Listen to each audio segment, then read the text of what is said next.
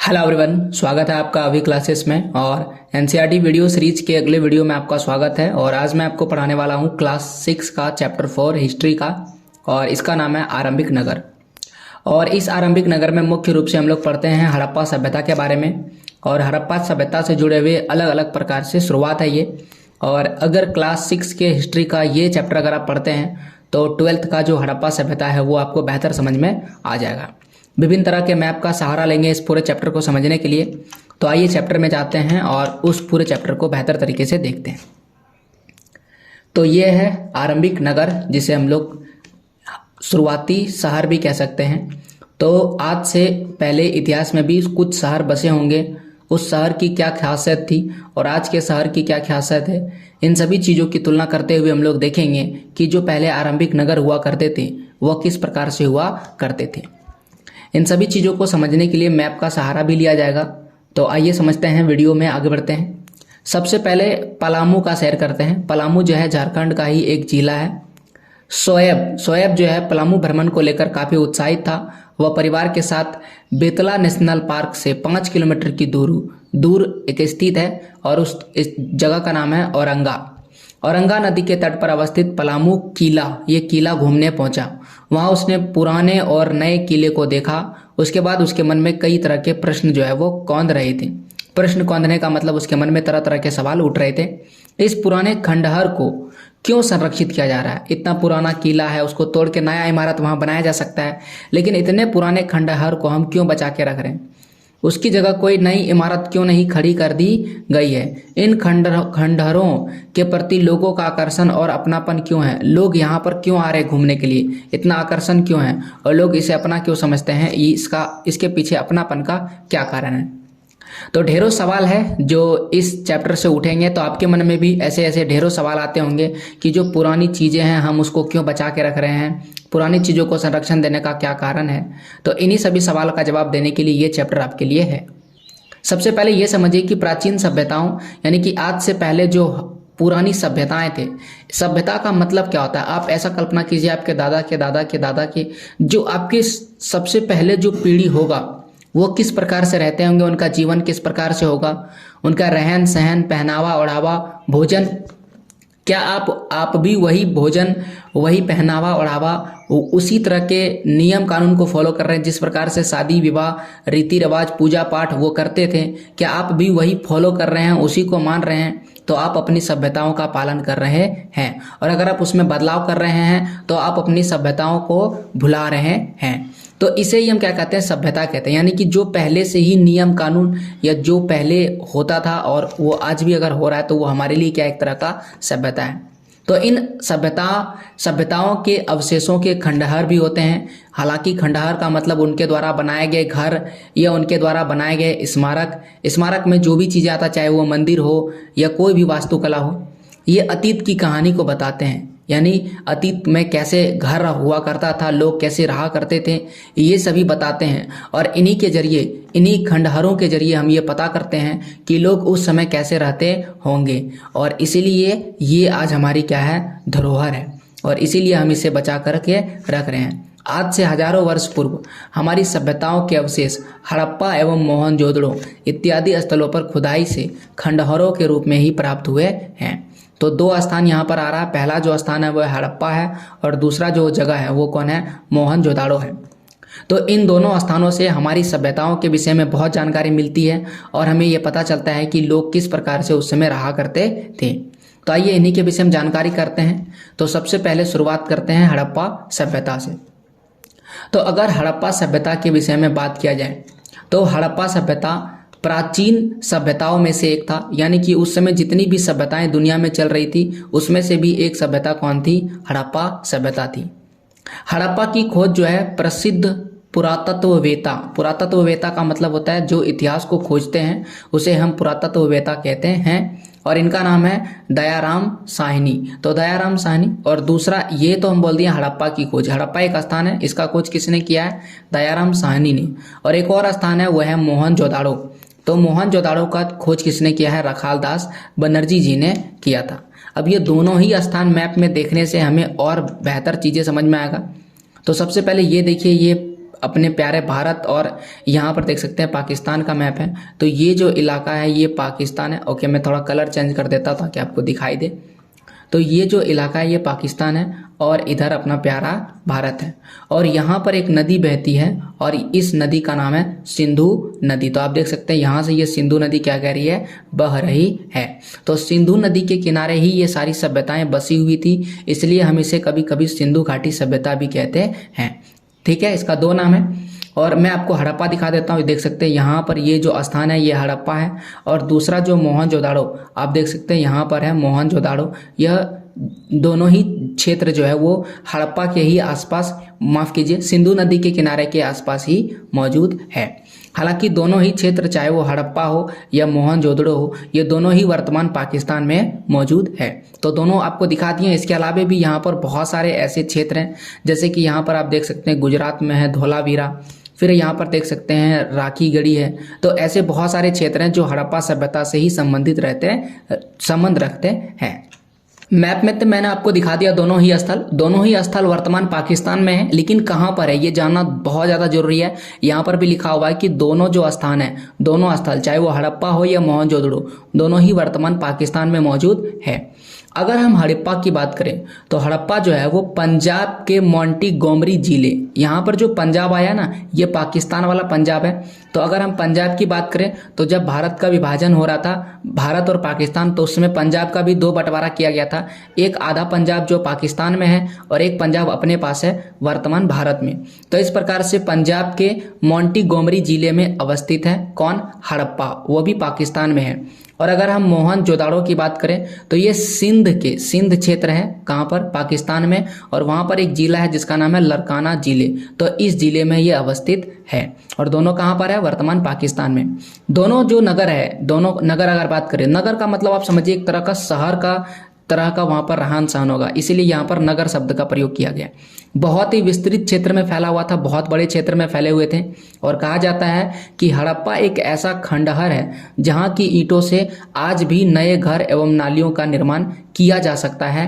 तो इनकी ईंटें बहुत ज़्यादा मजबूत है, इनकी ईंटें इतनी ज़्यादा मजबूत है कि आज भी इनसे मकान बनाया जा सकता है। अब यहाँ पर एक बात समझिए, ना केवल आज मकान बनाया जा सकता है, जबकि जब इसको खोजा जा रहा था तो उस समय जिस अंग्रेज ने इसे खोजा था तो वह इन ईंटों को रेलवे में इसका प्रयोग करने के लिए ले गए थे। तो आप समझ सकते हैं कि इस ईंटे की मजबूती कितनी थी। और यहाँ के बहुत सारे ईंटों को लोगों ने चोरी कर लिया, क्योंकि लोगों को लगा कि ये केवल ईंट का भट्टा है, और इन ईंटों को उठाया और वो अपने घरों में या इनका प्रयोग करने लगे या इनसे घरों में मकान बनाने लगे थे। अब आइए आगे बढ़ते हैं। तो हड़प्पा, सबसे पहले हड़प्पा के बारे में लिखा है। हड़प्पा नगर सबसे पुराने शहरों में से एक है। चूंकि इस सभ्यता का प्रथम अवशेष जो है हड़प्पा नामक स्थान से प्राप्त हुआ, इसलिए इस पूरी सभ्यता को हड़प्पा सभ्यता कहना ही उपयुक्त समझा गया, यानी कि इसे हड़प्पा सभ्यता कहते हैं। हड़प्पा सभ्यता क्यों कहते हैं, पहला कारण आपको बता देते हैं। क्योंकि पहला अवशेष कहाँ पर मिला था, हड़प्पा से मिला था, इसलिए इसका नाम हड़प्पा सभ्यता है। इसका एक और नाम है, क्या नाम है, सिंधु घाटी सभ्यता। सिंधु घाटी सभ्यता क्यों कहते हैं, क्योंकि ये सिंधु नदी के किनारे है, इसलिए इसका नाम सिंधु घाटी सभ्यता कहते हैं। कितना पुराना है, आज से अगर आप गिनती कीजिएगा तो लगभग 4700 साल पहले इसका उत्थान हुआ था, यानी 4700 साल पुराना ये जगह है। इतने साल पहले लोग किस प्रकार से रहते थे, इसकी जानकारी हमें यहाँ से मिलती है। अब आइए ये समझते हैं कि इतिहासकार को कैसे पता चलता है कि कोई भी जो वस्तु है, कोई भी स्थान है, कितना पुराना है। क्योंकि हड़प्पा सभ्यता की अगर बात करें तो कोई भी लिखा हुआ साक्ष्य नहीं मिला, और जब भी हमें कोई लिखा हुआ साक्ष्य नहीं मिलता है तब तक हम केवल अंदाजों से बात करते हैं। लेकिन हमारे पास एक टेक्नोलॉजी है जिसकी मदद से हम किसी भी वस्तु का जो है तारीख बता सकते हैं, कितना पुराना है, और उस पद्धति को हम कहते हैं रेडियो कार्बन 14 पद्धति, जिसको हम कार्बन डेटिंग पद्धति के नाम से भी जानते हैं। ये कुछ नहीं है, बल्कि कोई भी वस्तु होता है ना तो उसमें कार्बन की मात्रा होती है, और उस कार्बन की मात्रा से हम पता कर लेते हैं कि कोई भी वस्तु कितना पुराना है। अब हड़प्पा सभ्यता को लेकर बहुत सारे लोग ये कहते थे कि हड़प्पा सभ्यता जो है 2000 साल पुराना है, कोई कह रहे थे कि 5000 साल पुराना है, कोई कह रहे थे कि 4700 साल पुराना है। तो ऐसे बहुत सारे डेट आए और बहुत सारे इतिहासकार आपस में लड़ने लगे। तो इसीलिए कार्बन 14 पद्धति के अनुसार से एक सर्वमान्य तिथि का निर्माण किया। सर्वमान्य तिथि का मतलब एक ऐसा तिथि का निर्माण किया गया जो सभी कोई मान लेंगे, और इस तिथि को बोला गया है कि अब जो ये 2500 ईसा पूर्व में इनका शुरुआत हुआ होगा। ओके, तो आज से 2500 ईसा पूर्व से लेकर के 1700 ईसा पूर्व तक का जो समय था, उस समय तक इसका निर्माण हुआ था, यानी कि हड़प्पा सभ्यता उस समय थी।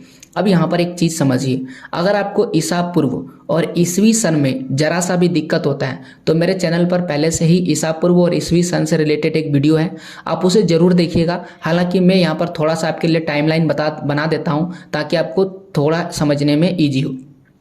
तो देखिए ये टाइमलाइन है क्या। तो ऐसा आप समझिए कि यहाँ पर एक लाइन खींच रहे हैं और इस लाइन में से यहाँ पर कहीं 0 है, और ये 1 साल है, फिर ये 2 साल है, ये 3 साल है। ऐसा करते करते आप समझ लीजिए यहाँ पर 100 साल हो गया, और ऐसा करते करते यहाँ पर हो गया 1000 साल, और ऐसे ही चलते चलते समय में ये हो गया 2000 साल, और अभी हम लोग जी रहे हैं 2022 में। तो ये वाला जो ईस्वी है इसे कहते हैं सन, इसको कहते हैं ईस्वी सन। ओके, क्योंकि ये आगे बढ़ रहा है 1 2 3 4 1000 1000 2000 और या फिर 2022। तो अभी हम लोग 2022 ईस्वी सन में मौजूद हैं।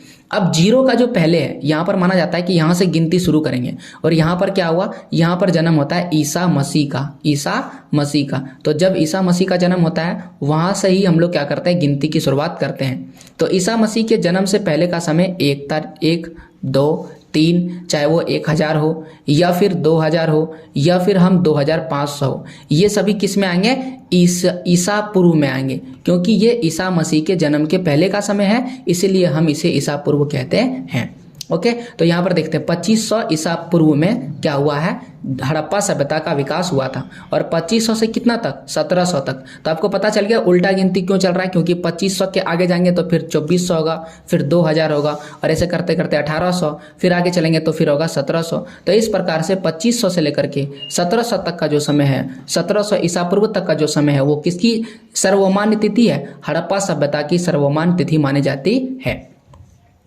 अब आइए हड़प्पा सभ्यता की नगरीय विशेषता का थोड़ा सा जिक्र करते हैं। अगर हड़प्पा सभ्यता नगर था तो उसकी कुछ विशेषता होगी ना, क्योंकि किसी भी नगर की विशेषता होती है। जैसे कि मैं बाबा बैद्यनाथ धाम देवघर में रहता हूँ, तो देवघर किस लिए प्रसिद्ध है, देवघर में क्या है, तो देवघर में बाबा बैद्यनाथ धाम है, यानी यहाँ पर भोले बाबा का मंदिर है, और साथ ही साथ यहाँ पर बासुकीनाथ है। तो ये एक तीर्थ स्थल है, इसीलिए ये पूरी दुनिया में या फिर पूरे भारत में बहुत ज़्यादा फेमस है। तो आपको समझ में आ गया। उसी प्रकार से हड़प्पा सभ्यता की क्या विशेषता है, तो पहले समझ लीजिए जो हड़प्पा है, हड़प्पा मतलब हड़प्पा सभ्यता, या तो आप मोहनजोदड़ो कहिए। तो हड़प्पा में जो शहर है हड़प्पा, जैसे कि आपको मैंने दिखाया था यहाँ पर हड़प्पा, आप इस मैप में भी देख सकते हैं, ये हड़प्पा है। और कौन सी नदी के किनारे है, तो ये रावी नदी के किनारे है। और अगर आपसे पूछा जाएगा मोहनजोदड़ो कौन सी नदी के किनारे है, तो मोहनजोदड़ो जो है वो सिंधु नदी के किनारे है, जैसा कि आप मानचित्र में देख सकते हैं। तो जो हड़प्पा है और जो मोहनजोदड़ो है, ये जो है नगर थे, और ये नगर 2 भागों में बटे हुए थे। चाहे वो हड़प्पा हो या मोहनजोदड़ो हो, ये दोनों ही किस तरह थे, 2 भागों में बटे हुए थे। अब जब 2 भाग में बटा हुआ रहेगा, जैसे कि मान लेते हैं कि यहाँ पर मैंने हड़प्पा बना दिया, अब इस हड़प्पा का 2 भाग होगा, तो एक भाग होगा ऊपर और एक भाग क्या होगा, नीचे। तो यहाँ पर कहता है कि जो प्रायः पश्चिमी भाग था, तो मान लेते हैं कि मैंने इस सभ्यता को 2 भागों में इस प्रकार से बांटा, ऊपर से नीचे के क्रम में 2 भागों में बांटा। तो ये जो इलाका होगा ये होगा पश्चिम, और ये जो इलाका होगा ये होगा पूर्व। सॉरी, गलती हो गया, उल्टा हो गया, ठीक है, मैं इसे मिटा देता हूँ और सही कर देता हूँ।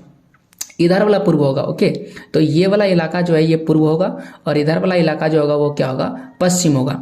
तो यहाँ पर बोला गया पश्चिमी भाग छोटा होता था, यानी कि जो पश्चिम की ओर भाग है वह भाग होता था छोटा।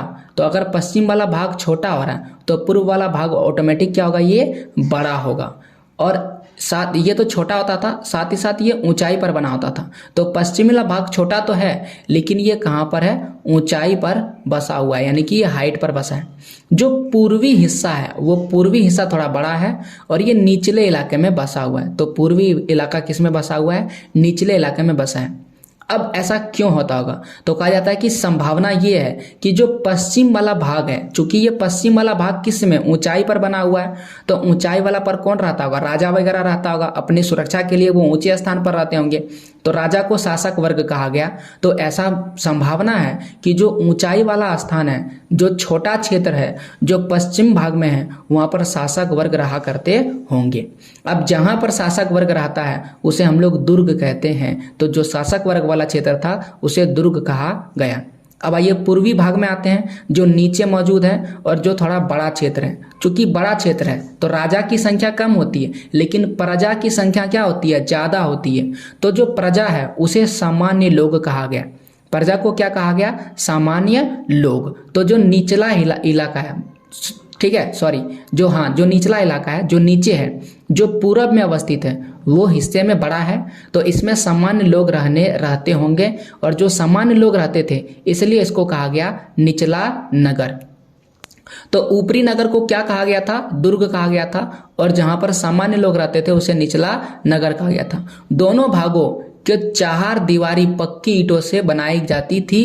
4 दीवारी का मतलब होता है चारों तरफ बाउंड्री बनाया गया था, चाहे वो पूर्वी हिस्सा हो या पश्चिमी हिस्सा हो, दोनों के दोनों तरफ 4 दीवारी बनाई गई थी। और ये ईंटें अच्छी तरह से पकी हुई थी एवं लंबाई और चौड़ाई मोटाई में आज की ईंटों से क्या थी? बड़ी थी। तो आज जो हम लोग ईंट देखते हैं उससे कहीं ज्यादा मोटा ईंट होगा और थोड़ा बेहतर किस्म का ईंट होगा। हड़प्पा की अगर बात करें या तो मोहनजोदड़ो की बात करें, के भवन जो है बहुत ही बड़े होते थे। भवन का मतलब मकान।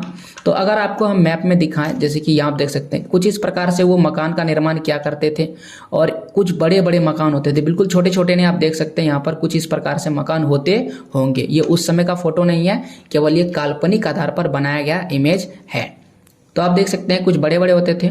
उस काल के लोगों का भवन निर्माण कला का पता चलता है, जिससे पता चलता है कि वो लोग घर बनाने के लिए जानते थे।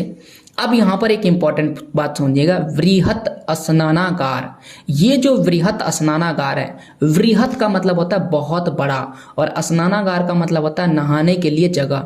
अब ये वृहत स्नानागार, इतना बड़ा स्नानागार जो कहाँ मिला था? मोहनजोदड़ो में मिला था। ये जो है सबसे प्रसिद्ध स्थल है अब तक का। अब क्यों? अब पहला सवाल आता है कि इतना बड़ा स्नानागार क्यों बनवाया गया? इसको बनवाने में पक्की ईंटों का प्रयोग किया गया था और सूखे चूने का प्रयोग होता था। पहले तो बता दिए इसको बनाने के लिए क्या चीज का प्रयोग होता था। यह संभवतः इतना बड़ा जो वृहत स्नानागार है, जो बहुत ही बड़ा था, लगभग एक साथ 30 से 40 आदमी नहाया जा सकता है, जैसे तालाब वगैरह हमारे आसपास होते हैं। तो संभावना ऐसा है कि धर्मानुष्ठान संबंधी, मतलब धर्म संबंधित, धर्म में क्या होता है, कोई भी मान लेते हैं यज्ञ हो रहा है तो बहुत सारे लोग एक साथ जमा होते हैं। अब बहुत सारे लोग जब एक साथ जमा होते हैं तो उसके स्नान करने के लिए भी बहुत सारा जगह चाहिए। तो धर्मानुष्ठान संबंधी स्नान के लिए बनाया गया था, जिसका उपयोग सभी लोग करते थे। अब ये जो स्नानागार है, इसके चारों ओर बरामदे एवं इनके पीछे छोटे छोटे कमरे निर्मित थे। तो ये बरामदे और छोटे छोटे कमरे ये बताते हैं कि इन छोटे छोटे कमरे में जब महिलाएं नहाने के लिए जाती होगी तो अपने वस्त्र को बदलने के लिए वो इन छोटे छोटे कमरों का इस्तेमाल करती होगी। यानी कि महिलाएं और पुरुष हो सकता है संभवतः साथ में नहाते होंगे। अब यहाँ पर वही सवाल पूछा गया है कि मोहनजोदड़ो के जो विशाल स्नानागार है, विशाल जिसको यहाँ पर वृहत लिखा था, बहुत बड़ा स्नानागार, इसके समीप में जो कमरे थे उसका क्या काम होगा? तो सिंपल है, उसको वस्त्र को बदलने के लिए इस कमरों का निर्माण करवाया गया होगा। अब 2-4 ही कमरे थे तो हो सकता है कि केवल और केवल शासक वर्ग, यानी कि केवल राजा के रानियों के लिए ही वस्त्र बदलने के लिए कमरे होते होंगे। अब आइए थोड़ा और आगे बढ़ते हैं। तो हड़प्पा जैसे नगरों में अनाज रखने के लिए जो स्नानागार था वो मिला था मोहनजोदाड़ो में, और हड़प्पा में मिल जाता है अन्नागार। अन्नागार मतलब अनाज का घर। वैसे गार का मतलब होता है घर या कोठी। ओके, तो गार का मतलब हो गया घर। तो कैसा गार था? अन्नागार मतलब अनाज रखने के लिए घर था। तो राजकीय भंडार बने होते थे। अब इसको क्यों बनवाता होगा? इतना बड़ा अनाज घर जिसमें बहुत ज्यादा अनाज रखा जा सकता है। तो ये संभावना है कि जनता से टैक्स लिया जाता होगा, जनता से कर लिया जाता है और कर के रूप में वसूल किया गया अनाज को इसमें रखा जाता था, इसमें रखा जाता होगा। अन्नागार मतलब कोठी होता है। हड़प्पा सभ्यता के महत्वपूर्ण भवन हैं। अब इतना ज़्यादा महत्वपूर्ण भवन है, इसमें जनता का अनाज रखा जा रहा है और इन अनाजों को भविष्य के लिए सुरक्षित रखना है, तो क्या इसको ऐसे ही रखा जाता होगा या कोई अधिकारी इसकी रक्षा करते होंगे? जैसे आप ही समझिए कि आप जो बैंक में पैसा जमा करते हैं वो ऐसे ही रख देते हैं या बैंक में कोई अधिकारी रहते होंगे। उसी प्रकार से अभी भी भारत में अनाज को जमा किया जाता है, तो उन अनाजों को ऐसे ही रखा जाता है या उसके लिए अधिकारी है? तो उनके लिए अलग अलग अधिकारी है, जैसे कि सरकार जो है बफर स्टॉक बनवाती है और भी अनाजों को संग्रहित करने के लिए कई नियम कानून बनाते हैं। तो उसी प्रकार से उस समय भी इनके रख रखाव की व्यवस्था के लिए पदाधिकारियों द्वारा किया जाता था, यानी पदाधिकारी नियुक्त किए जाते थे। आइए आगे बढ़ते हैं। तो ये तो हो गया उनके विषय में, मकान किस प्रकार से था, वो क्या क्या बनाने के लिए जानते थे, वृहत स्नानागार क्या था और वृहत अन्नागार क्या था।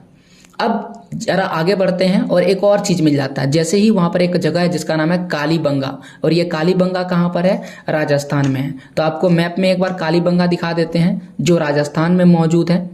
तो आप देख सकते हैं यहाँ पर, तो मोहनजोदाड़ो है, कोटदीजी है, ये रहा कालीबंगा, सॉरी यहाँ पर राजस्थान में कालीबंगा है, आप देख सकते हैं ये रहा कालीबंगा जो बिल्कुल राजस्थान में है अपने प्यारे भारत में। तो देख सकता है ये कालीबंगा है और कहाँ पर है? राजस्थान में मौजूद है। तो कालीबंगा जो है वो स्थान का नाम है। तो यहाँ पर एक कुआं मिला और कुआं के समीप 7 आयताकार बेदियां एक ही पंक्ति मिली। अब ये बेदियां आप समझिए इस तरह से, मान लेते हैं कि श्रृंगार है, एक लगातार जो है श्रृंगार किया हुआ मिला है। तो आप जानते हैं कि हिंदू धर्म में जो पूजा पाठ होता है तो उसमें बड़े बड़े श्रृंगार दिए जाते हैं ऐसे करके। तो इस प्रकार से 7 को मिला है, 1 2 3 4 5 6 7। तो इस प्रकार से 7 जो है लगातार बेदियां मिली है। अब इससे क्या पता चलता है? इससे पता चलता है कि लोग धार्मिक जीवन में विश्वास रखते थे, यानी कि धर्म भी उस समय धर्म का भी पालन किया जाता होगा, लोग धर्म से जुड़े हुए होंगे। अब लोथल में 3 बर्तन मिला है और इन 3 बर्तन में सांप की आकृति मिली है। तो लोथल, ये जगह कौन सा है? लोथल है। अब आपको लोथल दिखाना पड़ेगा। तो इस मैप में देखिए यहाँ गुजरात में आपको दिख रहा होगा लोथल, तो देख सकते हैं ये गुजरात में क्या है? लोथल मौजूद है। एक बार फिर से मैं आपको रिवाइज करा देते हैं। देखिए यहाँ पर मोहनजोदाड़ो है और यहाँ पर है हड़प्पा, देख सकते हैं ये रहा हड़प्पा, ये हड़प्पा है और ये है मोहनजोदाड़ो। और अभी थोड़ी देर पहले मैंने आपको कालीबंगा दिखाया था और अब नाम आ गया लोथल। तो लोथल से क्या मिला? लोथल में 3 बर्तन थे और इस बर्तन के टुकड़ों पर सांप, सर्प मतलब होता है सांप, सांप की आकृति मिली है। अब इससे क्या पता चलता है? इससे यह पता चलता है कि लोग नागराज की पूजा करते थे। अब नागराज भी क्या है? एक तरह का देवता है, यानी कि इस समय भी लोग धार्मिक अनुष्ठान में जुड़े हुए थे। हड़प्पा सभ्यता की खास विशेषता यह थी कि वहां की इमारतें 2 या 3 मंजिला होती थी, या तो 2 मंजिला मकान होता था या तो 3 मंजिला मकान होता था। अब अगर आप मकान देखें तो कुछ इस प्रकार से देख सकते हैं। ये वाला मकान अगर आप देखें तो 1 मंजिल नीचे है और 1 मंजिल कहाँ पर है? ऊपर है। तो ये कैसा मंजिला है? 2 मंजिला मकान है, 2 और 1 नीचे। अब इसके ऊपर भी 1 बना देगा तो 3 मंजिला। तो ज्यादातर या तो 2 मंजिला मकान हुआ करता था या तो 3 मंजिला। अब सवाल मन में ये आता है कि मान लेते हैं कि 1 मंजिला तो ठीक है, हमने समझ में आ गया। वो ढलाई क्या करते थे? क्या वो लोग ढलाई करना जानते थे? सीमेंट और छड़ के विषय में वाकिफ थे? जी नहीं, उसके लिए वो लकड़ियों का प्रयोग किया करते होंगे। ओके, मजबूत लकड़ियां, क्योंकि उस समय तो जंगल की कमी नहीं थी, लकड़ियों की भी कोई कमी नहीं होगी, तो वो लकड़ियों का इस्तेमाल क्या करते होंगे और इस प्रकार से वो 1 मंजिला और 2 मंजिला मकान बनाया करते होंगे। तो याद रखिएगा ये खास विशेषता है किसकी? हड़प्पा सभ्यता की। क्यों? क्योंकि उस समय सोचिए वह सभ्यता आज से 4700 साल पहले लोग 2 मंजिला 3 मंजिला मकान बना रहा है। ये केवल और केवल शहरों में हो सकता है, गांव में ऐसा संभव नहीं था। घरों में आंगन होता था। आंगन हम सभी जानते हैं क्या होता है, जैसे कि चारों तरफ से मकान बने हुए रहते हैं और यहाँ सामने क्या होता है? खाली जगह होता है। इसी चीज को हम क्या कहते हैं? आंगन कहते हैं। तो यहाँ पर आप देख सकते हैं चारों तरफ से मकान बना हुआ है, जैसे कि आप देख सकते हैं यहाँ एक मकान है, यहाँ एक मकान है, यहाँ और बीच में क्या है? खाली जगह है। यही खाली जगह क्या कहलाता है? आंगन कहलाता है। यहाँ पर भी देख सकते हैं चारों तरफ से मकान बना हुआ है और ये बीच में खाली जगह है और इस खाली जगह को क्या कहा जाता है? आंगन कहा जाता है। तो उम्मीद है आपको आंगन समझ में आ गया होगा। अब देखिए यहाँ पर वही लिखा हुआ है कि जो आंगन था ना, ये जितना भी घर था, सारे घरों में आंगन आपको देखने को मिलता था। अब आंगन के चारों ओर घर बने होते थे, चारों तरफ, जैसा कि मैंने आपको दिखाया था। अब सबका दरवाजा कहाँ पर खुलता था? आंगन में ही खुलता था। जैसे कि आप ये देखिए, ये जो दरवाजा है कहाँ खुल रहा है? आंगन में खुल रहा है। ये भी दरवाजा कहाँ खुल रहा है? आंगन में खुल रहा है। मतलब जैसे ही ये दरवाजा खुलिएगा तो सबसे पहले आप यहाँ पर आइएगा, आंगन में आइएगा, और फिर इन सब के लिए एक मेन दरवाजा होता था और उस सब से वो बाहर निकलते थे। यानी अगर आपको बाहर निकलना है तो पहले आंगन में आना पड़ेगा। आंगन से घरों के पानी के निकासी के लिए नालियां बनी होती थी, यानी कि पानी भी अगर घर से निकल रहा है तो वो भी आंगन में ही गिरेगा और फिर वो आंगन से किस में चला जाएगा? नालियों में चला जाएगा। और नाली की से सड़क के किनारे बनी एक सार्वजनिक नाली है, यानी कि एक बड़ी सी नाली है, उस नाली में चली जाती है। और इस तरह से शहर का पानी मोहल्ले से बाहर निकल जाता था। तो इस प्रकार से कुछ होता होगा, आप देख सकते हैं। यहाँ पर आइए आपको दिखाते हैं मैप में। जैसे आप ये समझिए कि ये क्या है? एक घर है और इस घर में कहीं ना कहीं आंगन होगा और आंगन का पानी कहीं निकलता होगा। तो ये देख सकते हैं ये क्या है? सड़क है और इस सड़क में कहीं नाली बना हुआ है और इस नाली में मिलता था। फिर यह नाली का पानी नदी के माध्यम से या किसी और माध्यम से बाहर निकाल दिया जाता होगा। आप ये देख सकते हैं, ये मकान है, इस मकान में, और ये एक मकान है। तो इसकी नाली का पानी, इसके घर का जितना भी पानी है वो इस नाली में आएगा। यहाँ पर देख सकते हैं नाली को ढक दिया गया है। तो उस समय जो सभ्यता थी वो बहुत ज़्यादा विकसित थी और वो लोग नाली को ढक करके रखा करते थे। तो ढकने की भी कला वो लोग जानते थे। तो नाली का पानी इस नाली में जा रहा है और नाली भी क्या है? ढका हुआ है। तो जितना भी घर से जो नाली का पानी निकला है वो सार्वजनिक नाली, यानी जो रोड वाला नाली है, ये कौन सा नाली है? ये सार्वजनिक है। सार्वजनिक का मतलब सभी के लिए जो नाली बनता है उसे सार्वजनिक नाली कहते हैं। और शहर का पानी बाहर निकल जाता है। शहर में किसी तरह की गंदगी नहीं दिखाई पड़ती है। हर मोहल्ले में पक्की सड़क बनी हुई थी, सड़कें भी बहुत ज़्यादा पक्की थी और सड़कों की बनावट ऐसी थी कि जहाँ पर चौराहा आ गया, जैसे कि मान लेते हैं कि ये चौराहा है, इधर से भी सड़क आ रहा है, इधर से भी सड़क आ रहा है, इधर से भी सड़क आ रहा है, इधर से भी, एक ऐसा जगह जहाँ चारों तरफ से सड़क आता है उसे हम चौराहा कहते हैं। तो चौराहा पर जो सड़क है वह 90 डिग्री के समकोण पर दिखाई पड़ता था। तो जो भी चौराहा आएगा तो कोण कैसे मिलेगा? एकदम बिल्कुल 90 डिग्री के कोण पर मिलेगा। अब ये 90 डिग्री के कोण का मतलब ये हुआ कि आप देखिए, जैसे कि फॉर एग्जांपल के लिए ये समझिए कि ये एक सड़क है, ठीक है, ये एक जगह है और यहाँ पर बीच में चौराहा है। तो ऐसा नहीं कि ऐसे आकर के सड़क मिल रहा है, वैसा नहीं मिल रहा है। बिल्कुल 90 डिग्री का कोण पर सीधा आकर के सड़क जो है चौराहा से मिल रहा है। चारों तरफ से बिल्कुल सीधी सीधी सड़कें आ रही है और चौराहे पर क्या हो रही है? आकर के मिल रही है। बिल्कुल टेढ़ा मेढ़ा बिल्कुल भी नहीं मिल रहा था। तो ये इसकी क्या है? मुख्य खासियत है। एक और यहाँ पर सवाल पूछा जा रहा है, हम जब वर्तमान का समय यूज करते हैं तो हम लोग ईंटों की जुड़ाई के लिए सीमेंट का यूज करते हैं, बालू का यूज करते हैं, कंक्रीट का यूज करते हैं। हड़प्पा में ईंटों को कैसे जोड़ा जाता होगा? तो हड़प्पा में ईंटों को जोड़ने के लिए वो क्या करते थे? मिट्टी का गारे का यूज किया करते होंगे और एक जगह चूना भी लिखा था तो चूना पत्थर का भी यूज किया जाता होगा। आगे देखते हैं। अब देखते हैं नगर में जीवन कैसा था। बाकी चीज़ें तो देख लिया ना, कौन सा चीज़ कहाँ से मिला था, मकान कैसा था, मकान किस प्रकार से बने हुए थे, कौन से मकान 2 मंजिला था, 1 मंजिला था। अब आता है नगर में जीवन कैसा था। तो हड़प्पा एक बहुत ज़्यादा विकसित नगर था। विकसित का मतलब बढ़िया, वहाँ पर सारी चीज़ें मिल सकता है। जैसे अभी होता है ना एक ऐसा शहर जो बढ़िया शहर है, मेट्रो सिटी वाला, तो उसी प्रकार से ये भी एक विकसित नगर था। अधिकतर लोग शहरों में ही रहना पसंद करते थे। अभी भी आप देख सकते हैं लोग शहर में रहना पसंद करते हैं क्योंकि शहर में आपको वो सारी सुविधाएं मिल जाती है जो गांव में नहीं मिलता है।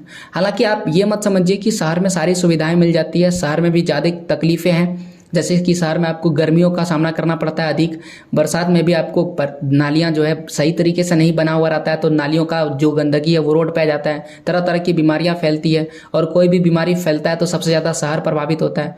तो कहीं ना कहीं दोनों में डिफरेंस है, लेकिन फिर भी लोग शहर में जाना पसंद करते हैं। उस समय भी लोग पसंद करते थे कि शहर में रहना। जो शासक होते थे, शासक बता चुके हैं, राजा वगैरह आप समझ लीजिए शासक है, वह महल में बड़े सुंदर बने होते थे। उनके महल बहुत ज़्यादा सुंदर बने होते थे। महलों के निर्माण के लिए धातु का प्रयोग होता था, कीमती पत्थरों का प्रयोग किया जाता था और अन्य उपयोगी चीज़ों का प्रयोग किया जाता था। लेकिन ये सारी चीज़ें वहाँ पर नहीं मिलता था तो वो दूसरी जगह से मंगवाए जाते थे। यानी कि जो शासक था उनका महल बहुत ज़्यादा सुंदर होता था, चाहे उसमें धातु का प्रयोग हो, पत्थर का प्रयोग हो, कोई भी चीज़ का प्रयोग हो, अगर वो नहीं मिल रहा है तो दूसरी जगह से मंगवाए जाते थे। शासक वर्ग के लोग मन के मतलब हार होता है, मनकों का मतलब क्या होता है? हार, तथा सोने चांदी से बने आभूषणों का प्रयोग शौक के लिए किया करते थे। आभूषण का मतलब गहना होता है, तो गहनों का प्रयोग करते थे। वह भी कैसा? मनके, माला वगैरह और सोना चांदी का आभूषण पहना करते थे। अगर हम नगरों की बात करें तो कहा जाता है कि नगरों में लिपिक रहा करते थे, कलाकार रहा करते थे, स्वर्णकार रहा करते थे, शिल्पकार रहा करते थे। अब आपको कलाकार, स्वर्णकार, शिल्पकार और लिपिक ये सभी जानना जरूरी है। आइए एक एक करके यहाँ पर लिखा हुआ किताब में समझिए। पहले लिपिक किसे कहते हैं? तो लिपिक वर्ग के लोग लेखा संबंधी कार्यों का निष्पादन करते हैं। लेखा का मतलब होता है लिखने पढ़ने का काम, यानी लिपिक का काम केवल इतना है, वो लिखने का काम करेगा। कहीं भी लिखने की जरूरत होगा तो वो लिपिक करेंगे। दूसरा आते हैं शिल्पकार। शिल्पकार लोग सिक्के की ढलाई तथा कलाकार, देखिए जो शिल्पकार है वह सिक्के की ढलाई कर रहे हैं और जो कलाकार है उस ढाले हुए सिक्के पर नक्काशी कर रहे हैं। अभी क्या है, हमारे पास बहुत ज़्यादा टेक्नोलॉजी है, तो जो सिक्का बन रहा है उसी समय उसमें डिजाइन बन जाता है, उसी समय उसमें डिजाइन प्रिंट हो जाता है। लेकिन उस समय वैसा नहीं होता था। पहले एक प्लेन सिक्का बनाया जाता था, फिर वो कलाकार के पास जाता है, कलाकार उसमें नक्काशी करते थे। तो इस प्रकार से दो आदमी काम करते थे। शिल्पकार सिक्के के ढालने की ढलाई का काम करते थे और कलाकार नक्काशी का काम करते थे।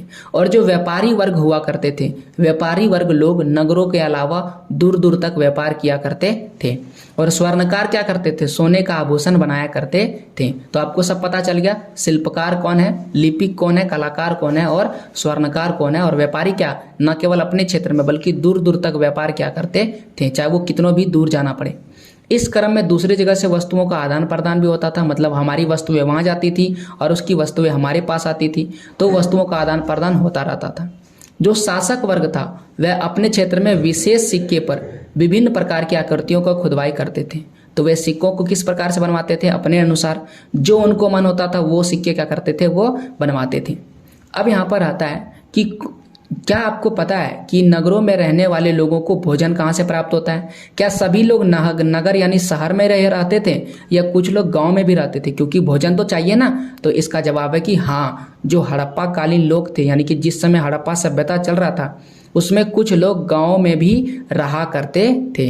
अब गांव में रहेंगे तो गांव में वो खेती करेंगे, तो लोग धान का फसल उगाते थे, गेहूं का फसल उगाते थे, मटर का फसल उगाते थे, चना का फसल, तिल से सरसों तिल होता है, सरसों तेल होता है, ठीक है। तो इस प्रकार से इन सभी चीज़ें खाद्यान्न फसलों, खाद्यान्न मतलब खाने योग्य फसल का उत्पादन करते थे।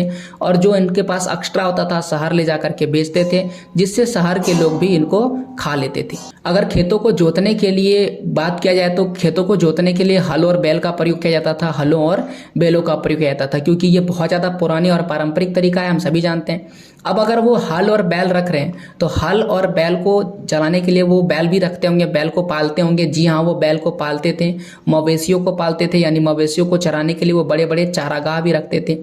चारागाह एक ऐसा क्षेत्र होता है जहाँ पर क्या करते हैं, जानवरों को चराया जाता है। अब चूंकि वो हल और बैल से वाकिफ है तो बैलगाड़ी भी वो बनाने के लिए जानते हैं, यानी कि वो बैलगाड़ी का भी प्रयोग किया करते थे। तो इस समय इससे हमको पता चलता है कि वो लोग बैलगाड़ी का प्रयोग क्या करते थे। अच्छा, यहाँ पर देख सकते हैं हड़प्पा के नगरों की ईंटों की चिनाई आप देख सकते हैं। ये है हड़प्पा के नगरों की ईंटें, कुछ इस प्रकार से चिनाई यानी कि इस प्रकार से बनाए जाते होंगे। और ये कुछ हड़प्पा सभ्यता का देख सकते हैं सबूत है। ये अभी इस प्रकार से बस बचा हुआ है, बाकी सारी चीज़ें लोगों ने चुरा करके ले गए। ये महान स्नानागार है, जो नहाने वाला घर आपको बताए थे। तो ये कुछ इस प्रकार से बड़े बड़े स्नानागार बनाए जाते थे। और यहाँ पर आप देख सकते हैं किनारे किनारे कमरे भी छोटे छोटे बनाए गए हैं, इस और भी छोटे छोटे कमरे बनाए गए हैं। अब सवाल वही है कि इतना बड़ा स्नानागार क्यों बनाया गया था, और दूसरा बात है कि यहाँ पर कमरे क्यों बनाए जाते थे। तो इन सभी सवालों का जवाब मैंने दे दिया, किताब में लिखा हुआ था।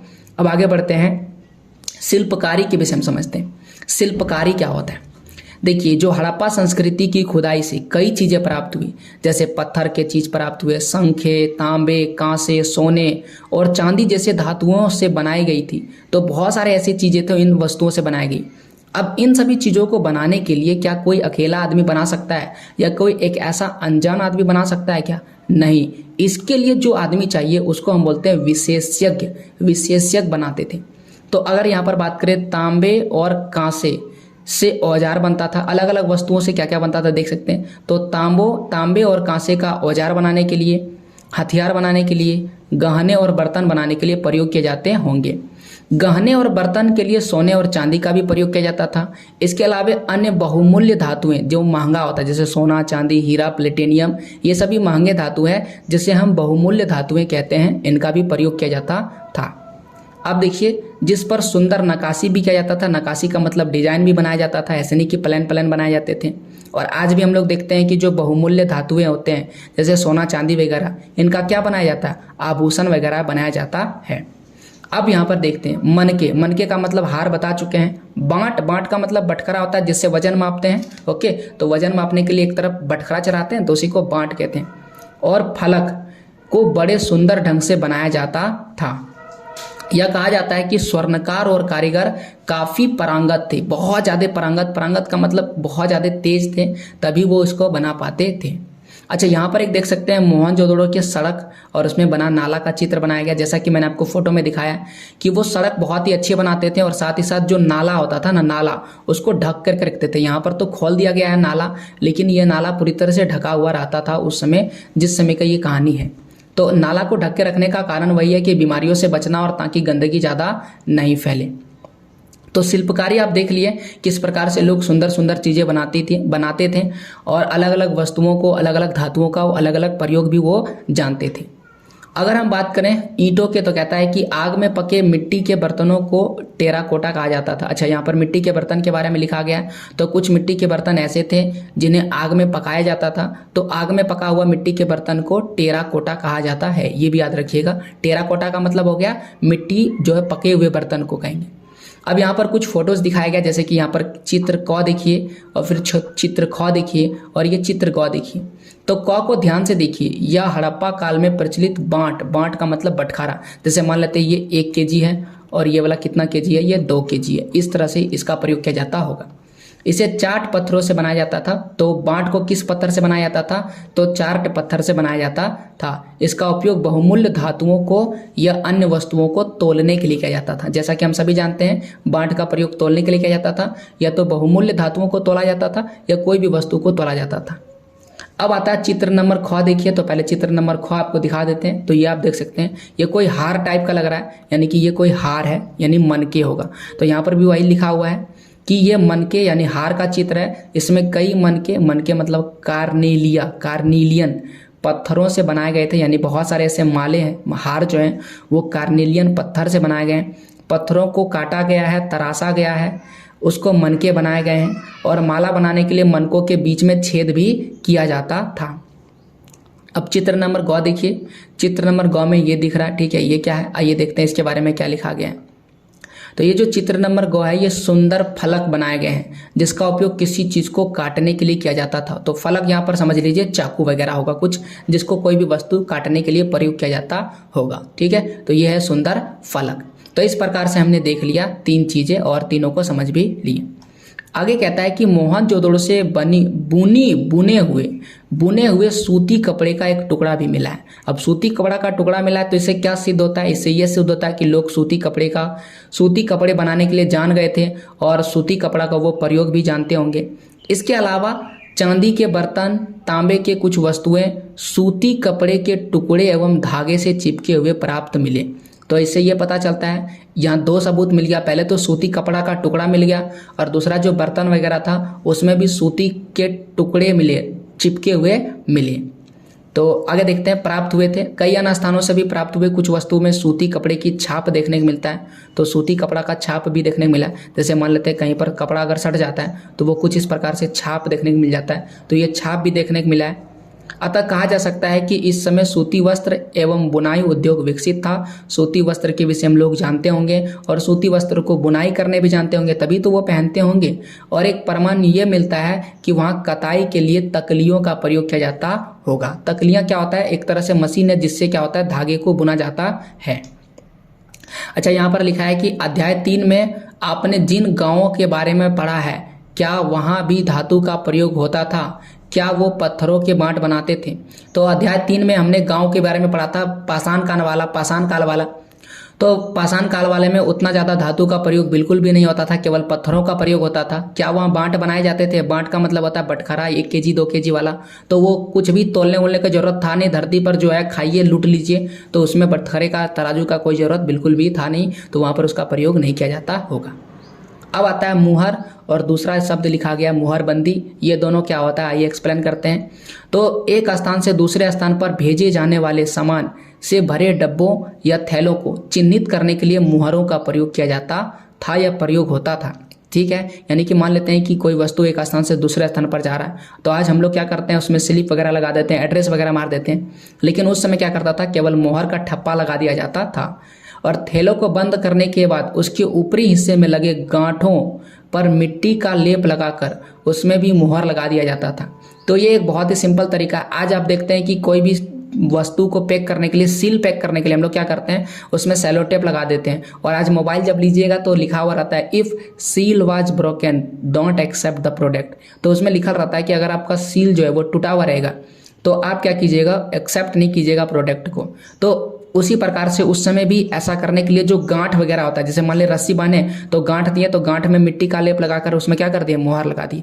अब कोई तोड़ने का प्रयास करेगा तो उसमें क्या करेगा, मुहर उसको टूट जाएगा। मुहर टूट जाएगा तो क्या हो जाएगा, पता चल जाएगा कि इसने किसी ने क्या क्या है इसके साथ छेड़छाड़ी किया है। इसीलिए इसको कहा जाता था मुहरबंदी। मुहर लगा के बंद करने की प्रक्रिया को क्या कहा जाता था, मुहरबंदी।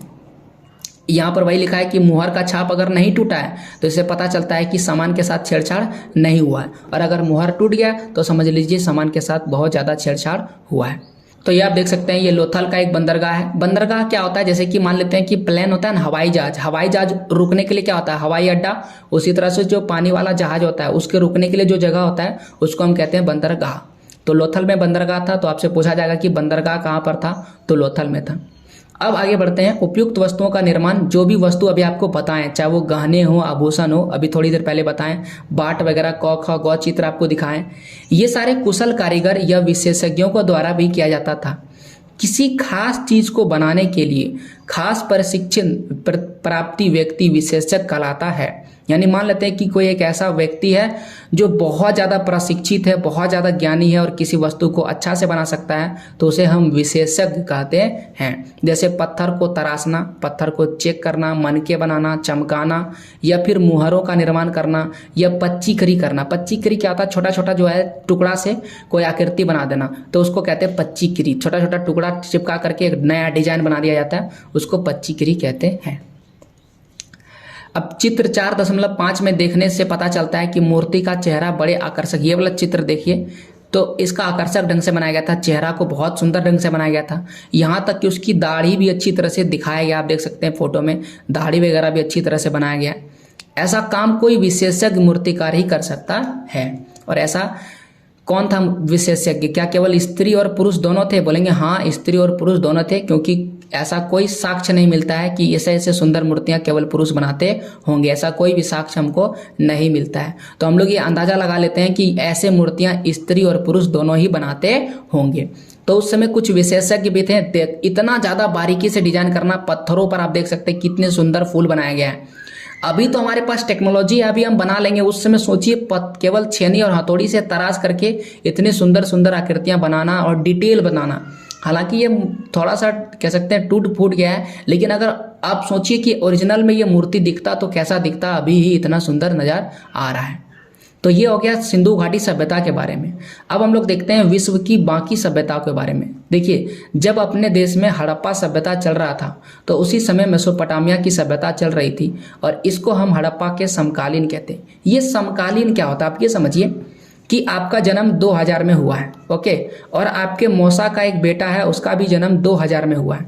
तो आप अपने घर में बड़े हो रहे हैं और आपके मौसा का बेटा अपने घर में बड़ा हो रहा है। मान लेते हैं कि आपके मामा घर में एक लड़की का जन्म हुआ और इसका भी जन्म 2000 में हुआ है, और वह भी आपके मामा घर में बड़े हो रहे हैं। तो तीनों एक साथ बड़े हो रहे हैं, लेकिन अपने अलग अलग जगह में।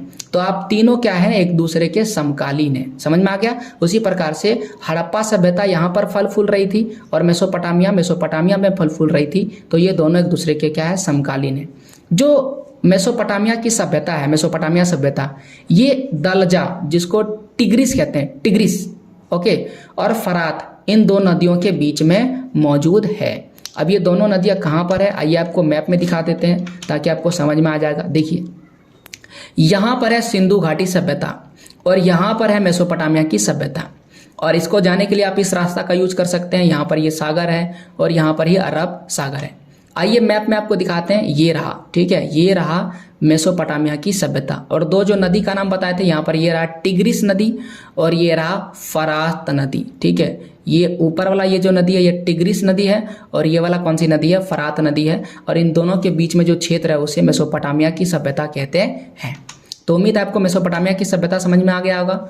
मेसोपोटामिया की सभ्यता जहाँ पर है, जैसे कि अभी जहाँ पर हड़प्पा सभ्यता वहाँ भारत पाकिस्तान है, जहाँ पर मेसोपोटामिया की सभ्यता वहाँ पर इराक है, सीरिया है, तुर्की है, ईरान है, ये सभी देश मौजूद है। इराक, सीरिया, तुर्की, ईरान क्षेत्र में शामिल है। और ये एक कांस्य युगीन सभ्यता थी। कांस्य युगीन सभ्यता का मतलब ये लोग कांसे का प्रयोग करते थे, कांसे के बर्तन प्रयोग करते थे, कांसे धातु का ज़्यादा प्रयोग करते थे। ये जो मेसोपोटामिया है ना, मेसोपोटामिया शब्द यूनानी शब्द है और यूनानी में इसका अर्थ होता है दो नदियों के बीच, दो नदियों के बीच। और दो नदी कौन कौन सा है, एक का नाम है टिग्रिस और दूसरा का नाम है फरात, ठीक है। तो इस तरह से दो नदी है, जब मैंने आपको बताया था दलजा, आप हिंदी में याद रख सकते हैं, दलजा और फरात नदी के बीच में।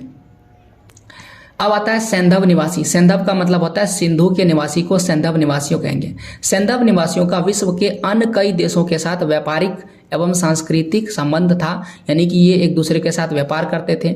जैसे कि लोथल में आपको बता दिया बंदरगाह था। अन्य सैंधव नगरों से मेसोपोटामिया की विविध वस्तुएं जैसे कि खानेदार, मनके, सेलखड़ी के बटन आदि मिली है। तो ये पता चलता है किसकी, मेसोपोटामिया से, मेसोपोटामिया की विविध वस्तु लोथल से मिला है। यानी मेसोपोटामिया से कहाँ आता होगा, लोथल होगा, तभी तो मेसोपोटामिया की चीज़ें यहाँ पर मिला है। उस समय मेसोपोटामिया की खुदाई, जब मेसोपोटामिया की खुदाई हुआ तो हड़प्पा का तांबे का श्रृंगारदान मिला। इसे मैप से समझिए। आइए देखिए, जब मेसोपोटामिया की खुदाई हुई मेसोपोटामिया का, तो यहाँ पर एक श्रृंगारदान मिला, ठीक है, श्रृंगारदान। तो ये कहाँ का है, ये हड़प्पा सभ्यता का है, ये हड़प्पा का है। तो अब बोलेगा हड़प्पा वाला यहाँ कैसे आ गया, तो इसका मतलब है कि सिंधु के जो क्षेत्र, सिंधु में जो लोग रहते हैं वो मेसोपोटामिया आता होगा, और जो मेसोपोटामिया के लोग हैं वो हड़प्पा सभ्यता जाते होंगे, सिंधु सभ्यता जाते होंगे, सिंधु सभ्यता के पास जाते होंगे। इसका सबूत कहाँ से मिलता है, इसका सबूत मिलता है कि यहाँ भी बटन वगैरह मिला है, जो कहाँ का है, जो मेसोपोटामिया से लाया गया होगा। तो इस प्रकार से दोनों एक दूसरे से मिलते जुलते हैं। अब यहाँ पर एक और, यहाँ पर देख सकते हैं मेसोपोटामिया की इमारतें कुछ इस प्रकार से था। अपने हड़प्पा की इमारतें देख लिए, अब मेसोपोटामिया की इमारतें देखिए, कितने बड़े बड़े इमारतें। उस समय तो चीज़ों की कमी नहीं थी, तो लोग बड़े बड़े इमारतों का निर्माण करते थे। अब यहाँ पर एक शब्द आता है फेयोंस। फेयोंस क्या होता है, तो फेयोंस को बालू या स्फटिक पत्थरों के चूर्ण को गेंद या गोंद में मिलाकर बनाया जाता था। तो ये कुछ नहीं है बल्कि पत्थरों के टुकड़े हैं। फेयोंस क्या है, बालू या प्लास्टिक स्फटिक पत्थर है, आप समझ लीजिए पत्थर का चूर्ण है, उसमें क्या मिला दिया, गोंद मिला दिया, और क्या बन गया, फेयोंस बन गया। बाद में इस पर चिकनी परत चढ़ाई जाती थी, यानी प्लेन परत पर चढ़ाया जाता था। आप समझिए एक तरह से कलर कर दिया जाता होगा, एक तरह का रंग था, या तो नीला या तो हल्का नीला होता था। फेयोंस से निर्मित मनके बनाए जाते थे, चूड़ियाँ बनाई जाती थी, बाले बनाए जाते थे, और छोटे बर्तन भी बनाए जाते थे। तो इस तरह से ये था फेयोंस के बारे में। अब हड़प्पा सभ्यता में बहुत सारे ऐसे स्थल हैं जो बहुत ज़्यादा महत्वपूर्ण हैं। तो उन महत्वपूर्ण स्थलों को किसने खोजा और वो कहाँ पर है। सबसे पहला हड़प्पा आपको दिखा दिए, ये रावी नदी के किनारे है, इसको खोजा दयाराम साहनी, और दूसरा है माधव स्वरूप वत्स। इन दोनों ने खोजा है, कब, 1921 में। कहाँ पर है, पाकिस्तान के मोंटीगोमरी जिले में है, याद रखिएगा, बहुत इंपॉर्टेंट है। दूसरा मोहनजोदाड़ो सिंधु नदी के किनारे है, इसको रखालदास बनर्जी, जिसका शॉर्टकट होता है आर डी बनर्जी ने खोजा था, कब, 1922 में। और वर्तमान में कहाँ है, पाकिस्तान का सिंध प्रांत लारकाना जिला में मौजूद है। फिर आता है चन्हू दड़ो भी सिंधु नदी के किनारे है, और ये गोपाल मजूमदार ने खोजा था 1931 में, और सिंध प्रांत पाकिस्तान में मौजूद है। अब ये क्षेत्र भी देखना जरूरी है कि चन्हू दड़ो कहाँ पर मौजूद है। तो अगर आपको दिखाया जाए तो यहाँ पर आप देख सकते हैं, ये है चन्हू दड़ो, ठीक है, केवल सिंध प्रांत पाकिस्तान में मौजूद है। अब आता है लोथल। तो लोथल मैंने आपको दिखा दिया था, यहाँ पर लोथल है, गुजरात में अवस्थित है। और ये कौन सा नदी, भोगवा नदी के किनारे है। नदी भी जानना जरूरी है, क्योंककि लोथल के किनारे बंदरगाह था, तो बंदरगाह क्या होगा, जहाँ पर पानी होगा वहीं बंदरगाह होगा। इसको खोजा है रंगानाथ राव ने 1955 एवं 1962 में, और गुजरात के अहमदाबाद जिले में अवस्थित है। अब आता है रोपड़। रोपड़ पंजाब में है, तो आप दिखा देते हैं आपको रोपड़ कहाँ पर है। तो यहाँ पर पंजाब है और यहाँ पर होगा रोपड़, देख सकते हैं ये रहा रोपड़, पंजाब में अवस्थित है रोपड़। तो रोपड़ है और ये कौन है, सतलुज नदी के किनारे है। जगदत्त शर्मा ने खोजा था 1953 व 1956 में। अब आता है कालीबंगा, और कालीबंगा राजस्थान में है, ये मैंने दिखा भी दिया था, यहाँ पर है कालीबंगा। और कालीबंगा घग्गर नदी के किनारे है। बीवी लाल एवं बीके अय्यर ने खोजा था 1953 में, राजस्थान के हनुमानगढ़ जिला में अवस्थित है। अब आता है धोलावीरा। धोलावीरा गुजरात में कच्छ के किनारे है, तो आप यहाँ पर देख सकते हैं धोलावीरा। ओके, यहाँ पर धोलावीरा नहीं दिखा रहा है, सॉरी, यहाँ पर रहा धोलावीरा, देखिए ये रहा धोलावीरा। तो धोलावीरा यहाँ पर मौजूद है। अब यहाँ पर नदी में कुछ नहीं लिखा है, इसका मतलब ये किसी भी नदी के किनारे नहीं है। इसको रविंद्र सिंह बिष्ट ने खोजा था 1990 और 1991 में, गुजरात के कच्छ जिले में अवस्थित है। तो ये हो गया कुछ महत्वपूर्ण स्थल, किस नदी के किनारे है, किसने खोजा है, कब खोजा है और वर्तमान में कहाँ पर अवस्थित है, अगर आप घूमने जाना चाहते हैं। तो ये हो गया इनके बारे में। ये कुछ उस प्रकार से मोहर था, यहाँ पर देख सकते हैं। और कुछ ये फयोन्स यानी पकी हुई मिट्टी के खिलौने, फयोन्स नहीं है, पकी हुई मिट्टी के खिलौने हैं। तो मिट्टी के खिलौने वगैरह भी उस समय बनते थे। तो यहाँ पर चैप्टर खत्म होता है, और चैप्टर खत्म करने के बाद हम लोग सवाल जवाब भी पढ़ते हैं। तो आइए सवाल जवाब पढ़ते हैं। सबसे पहले वर्ड मीनिंग, पुरातत्ववेदा, आर्कियोलॉजिस्ट, स्नानागार, ग्रेट पब्लिक बाथ, चिन्ह का मतलब चिनाई लिखा है, सॉरी एडिंग, चिनाई का मतलब होता है एडिंग, जोड़ना। श्रृंगारदान मतलब होता है कॉस्मेटिक पोर्ट। अन्नागार मतलब होता है ग्रेनरी। शिल्पकार मतलब होता है artisan.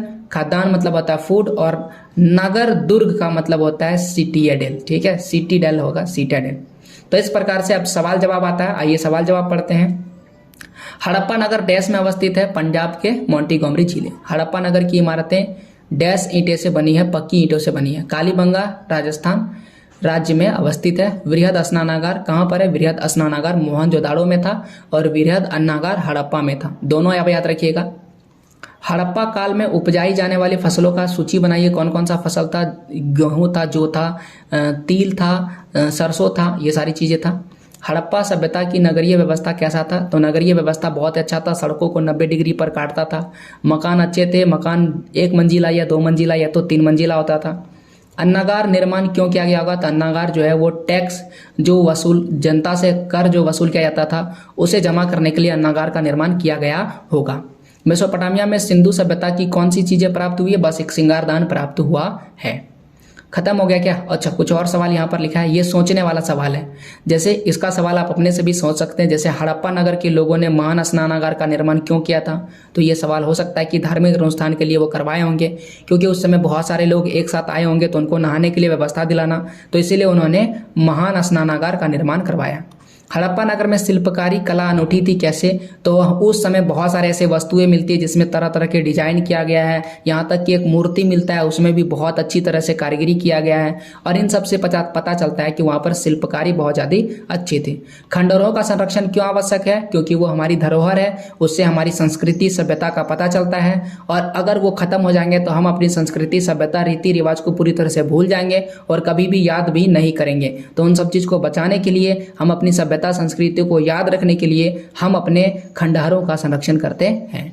This was the end of the video. But आपके लिए एक और बात है कि अगर आपको किसी भी तरह का सवाल जवाब में दिक्कत होता है तो प्लीज सब्सक्राइब कीजिए अभी क्लासेस डाउट को। यहाँ पर मैं क्वेश्चन और आंसर का एक एक इंडिविजुअल वीडियो डालता हूँ, जिससे आपको कोई भी क्वेश्चन समझने में दिक्कत नहीं हो। तो जाइए सब्सक्राइब कीजिए अभी क्लासेस डाउट्स को, और ऐसे और वीडियोज़ के लिए अभी क्लासेस को जरूर सब्सक्राइब कीजिएगा, और साथ ही साथ अपने दोस्तों के साथ शेयर कीजिए, वीडियो को लाइक कीजिए। पूरा वीडियो देखने के लिए थैंक यू। जय हिंद, जय भारत, वंदे मातरम।